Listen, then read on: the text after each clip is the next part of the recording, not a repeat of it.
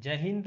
पाठ स्टार्ट करने से पहले आज मैं आपको इस वीडियो में संख्या से संबंधित आरोही, अवरोही, सबसे बड़ी संख्या, सबसे छोटी संख्या, संख्याओं की कुल संख्या, भारतीय संख्या पद्धति, अंतर्राष्ट्रीय संख्या पद्धति के बारे में विस्तार से जानेंगे। तो चलिए वीडियो को स्टार्ट करते हैं।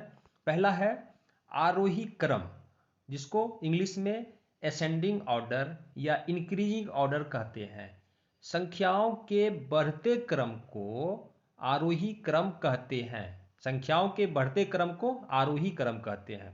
जैसे एग्जाम्पल में देखिए आप, ये बढ़ने वाला क्रम है 0, 1, 2, 3, 4, 5, 6, 7, 8, इसी तरह से आगे बढ़ते रहेगा, यानी बढ़ रहा है।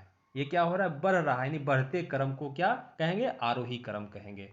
आगे है आपका अवरोही क्रम। अवरोही को डिसेंडिंग ऑर्डर या डिक्रीजिंग ऑर्डर भी बोलेंगे। अवरोही को क्या बोलेंगे? डिसेंडिंग ऑर्डर या तो डिक्रीजिंग ऑर्डर। संख्याओं के घटते क्रम को अवरोही क्रम कहते हैं। संख्याओं के घटते क्रम को अवरोही क्रम कहते हैं। इसको एग्जाम्पल से समझते हैं। जैसे देखिए, घटने वाला क्रम रहेगा, यहाँ 10, ये 9, ये 8, ये 7, 6, 5, 4, इस तरह से क्या हो रहा है? ये घट रहा है, यानी घटने वाला क्रम हो गया, तो आपका अवरोही क्रम हो गया। आगे है आपका सबसे बड़ी संख्या। क्या देखना है? सबसे बड़ी संख्या। तो एक अंकों की सबसे बड़ी संख्या 1 9, दो अंकों की सबसे बड़ी संख्या 2 9 देना है। 3 अंकों की सबसे बड़ी संख्या तो 3 9, 4 अंकों की सबसे बड़ी संख्या तो 4 9 दे देंगे। ठीक है, 5 अंकों की सबसे बड़ी संख्या तो 5 9 दे देंगे। ठीक है, इस तरह से आपका सबसे बड़ी संख्या हो गया। सबसे छोटी संख्या निकालना है।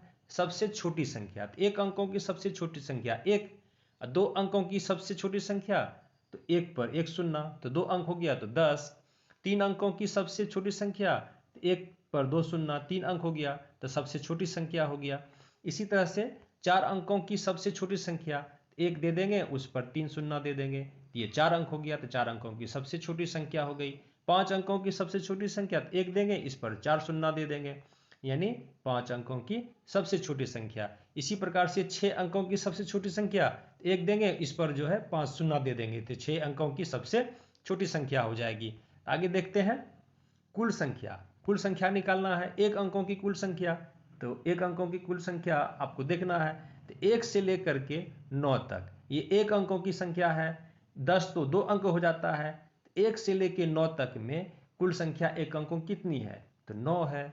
उसी प्रकार से 2 अंकों की कुल संख्या, तो 1 से 10 से लेके 99 तक जो है आपका 2 अंकों की कुल संख्या है। इसको निकालने के लिए बहुत ही आसान तरीका है, इसको आप आसानी से निकाल सकते हैं। जैसे 99 तक तो आपको 2 अंक होता है, लेकिन 1 से लेके 9 तक 9 जो है आपका 1 अंकों का है, तो 2 अंकों में से ये 9 माइनस कर देंगे, तो आपका 90 2 अंकों की कुल संख्या निकल जाता है। उसी प्रकार से 3 अंकों का निकालना है।